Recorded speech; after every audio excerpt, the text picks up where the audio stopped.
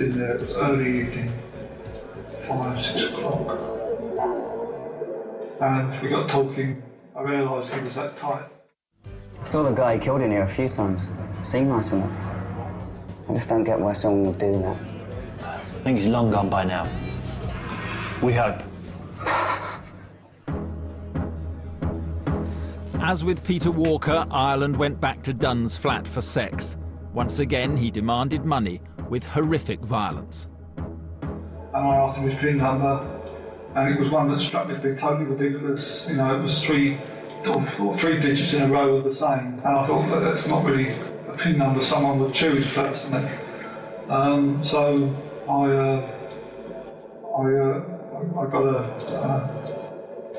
got a lighter, and I stuck the flame to his testicles. After subjecting Dunn to this torture, Ireland strangled him.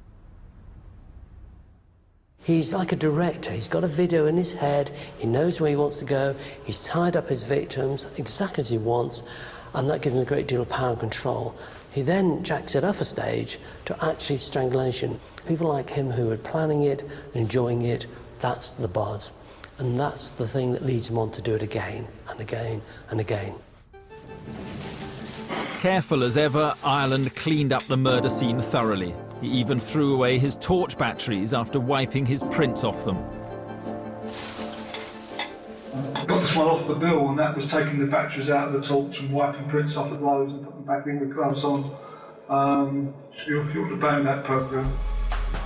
Once again, Ireland withdrew cash from his victim's account. He saw this as reimbursement for the cost of the latest murder and as advance expenses for the next. For every new victim, Ireland bought new handcuffs, shoes, clothes, rope and gloves. He bought cheap handcuffs and a commonly used type of rope in case it was ever found. Following each killing, Ireland dumped part of the murder kit in the Thames and the rest out of the window during the train journey back home to Southend. Once there, he'd call in on Richard Higgs, one of the few people who had regular contact with him. But Richard had no idea of his friend's secret life. Colin come in and see me every 3-4 weeks. He didn't stay long. Usually just came in, had a brief chat, spoke about what was happening in his life and left. The two men had met whilst working at a night shelter for the homeless. Ireland was sacked after complaints about his behaviour. He was angry and depressed and hated his new job breaking up wooden pallets. He didn't get the job satisfaction at all on the other little jobs that he did. Nothing satisfied him like working at the night shelter. So what have you been up to then? Not much. Still working at that place down the road. Can't tell you how much I hate it though. He was living in a bedsit. He was very unhappy. Lost is a good word. That would sum it up. He was lost. I personally felt quite sorry for him at the time, for that 6-month period after he left the night shelter. Might help me out with something. Well, that's good. Might head down there again next week. I think he used to sort of come here to test the ground, to see whether anybody had mentioned anything or if there was anything untoward, spooky, to think that I was totally unaware of what was happening. Had no idea what was going on at all. Back in London, despite the two victims drinking in the same pub, the two killings were not linked. At the time, the Metropolitan Police Force was split into 5 areas. As Walker and Dunn lived in 2 different areas, their murders were investigated by 2 separate teams. There was very little cooperation across forces in London or sharing of information as there is now, so that a murder in one patch would not necessarily be linked automatically with a murder in another patch. And there was a further problem. Because Dunn was gay and because of how his body was found, police suspected his death was a sordid accident rather than a murder. As a result, it barely made a paragraph in the local paper. The level of knowledge displayed by the police at the time of gay lives and their willingness to believe that an awful lot of murders were sex games gone wrong or accidents, it seems extraordinary.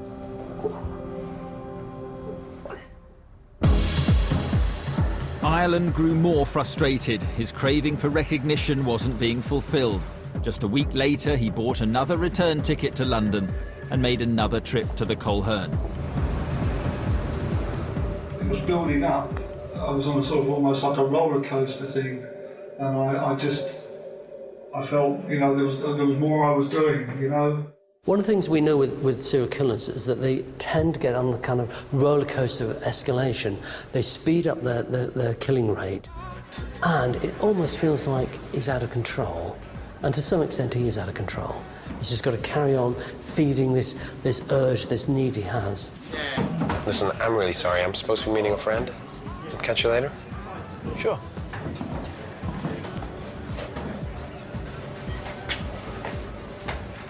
If Ireland had been disappointed by the lack of publicity for his crimes, things were about to change. His next victim would be Perry Bradley, son of a US congressman. Ireland made a beeline for him at the Colhern on June the 4th. He was a businessman. He had a flat nearby in Kensington, and we went back to the flat. Once there, Ireland resumed his by now familiar routine of torture and extortion. Well, it's happening. There's not a lot you can do about it. So, what happens now? I'm a professional thief, and believe me, I'll do anything to get money. I've tortured people to get what I want, and I'll start hurting you if you don't tell. I'm capable of killing you. You've got no need to do that. Please, I'll give you the money. I'll give you what you want. I'll go get you the money myself if you want. No. I won't allow it.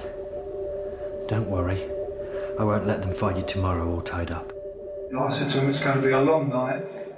I said, I suggest you get some sleep if you can. And I just sat and listened to the radio, and he actually went to sleep. Bradley, amazingly, did go to sleep, unaware that the man in his flat had already killed twice. By morning, he would have killed 3 times. And while he was asleep, I put a noose around his neck. He barely came to. It was quite quick. I throttled him with the noose, and he hardly struggled. And some, for instance, Walker, it took longer. After claiming his latest victim, Ireland turned on the radio and began the usual clean-up operation. But for once, his familiar calm seemed to desert him.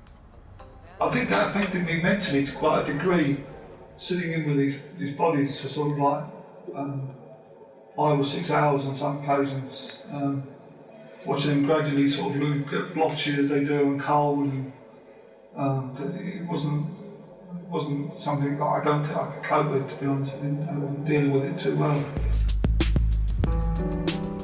The discovery of Perry Bradley's body sparked yet another murder investigation.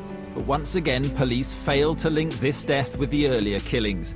It did attract national publicity, though. Back in Southend, Ireland watched the TV news coverage at his friend's house. Colin turned to me and said, "What do you think of this, then?" Another natter on the loose. Unbelievable, isn't it? Just sort of raised his eyebrows and didn't agree with me. I can't put it into words. I can't explain how it makes you feel.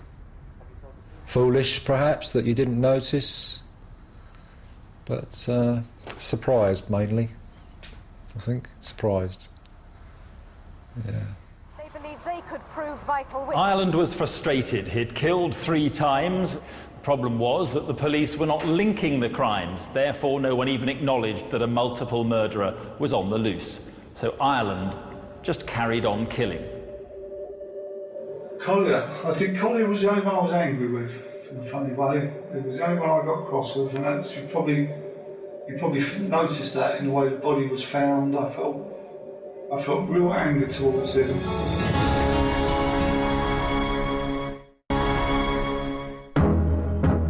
By June 1993, Colin Ireland had killed 3 times. All his victims were gay men. All picked up at the same West London pub. People often say, well, why did he go back to the same pub? But that makes a lot of sense, in the sense that he's comfortable, he knows where he's going, he knows what he's doing. And more important, if people do check him out, he's been there enough times to be almost one of the locals, one of the regulars. So that gives him some safety, some security. But at the same time, what a buzz he's going to get from doing something right under the nose of the police and the gay community. As a serial killer, Ireland was stepping up the pace. Just 3 days after murdering Perry Bradley, he was back at the Coleherne. This time the victim was 33-year-old Andrew Collier. As with the others, Ireland went to his flat, tying him up to the bed and demanding his PIN number. With Collier bound, he searched through his possessions. For the second time, he discovered his intended victim was HIV positive. Angry, he set about burning parts of Collier's body. But his sadism didn't end there. To humiliate him further, he killed his pet cat in front of him. I stuck a noose around its neck and hung it over a door. Collier was next to be killed. Just as he'd done with his first victim, Ireland stuffed condoms into his mouth. What's interesting from the police point of view is having one dead body with a condom that's unusual. To have two is extremely unusual, and that would again be something that would link. And we've got lots and lots of links. Gay men, condoms, animals, pubs, shared pubs, the same pattern, the tying up was the same. The police would clearly see a link.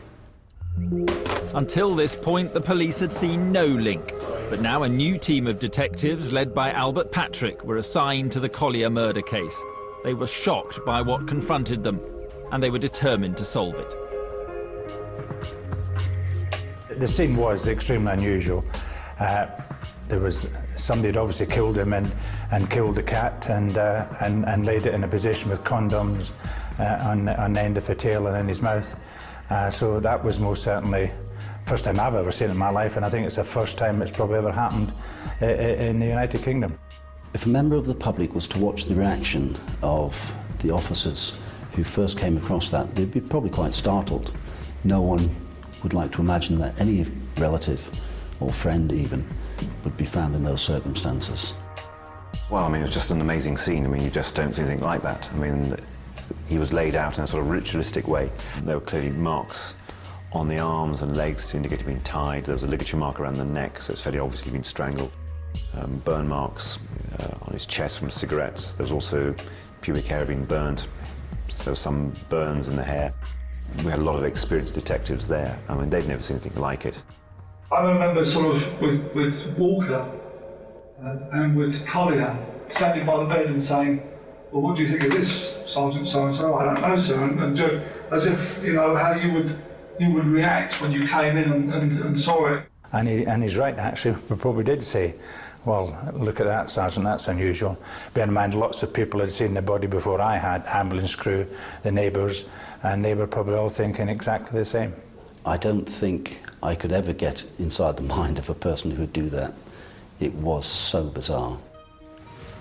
So bizarre, it prompted the new team of officers to look beyond the murder of Andrew Collier. Were there any other recent unsolved killings that bore similar hallmarks? One of the jobs I had was to trawl back through to see if I could pick out any that may be linked. And I actually pulled out Perry Bradley's, and I found the office over there.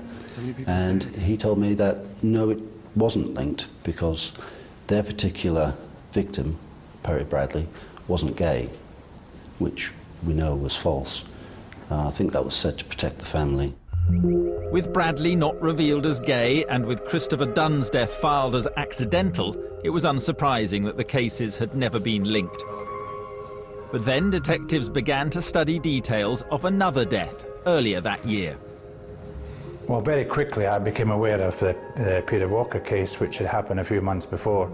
Although there wasn't a cat draped on the body, there was a teddy bear draped in similar circumstances. So there was obviously a concern in my mind that we had the potential for a serial killer on hands.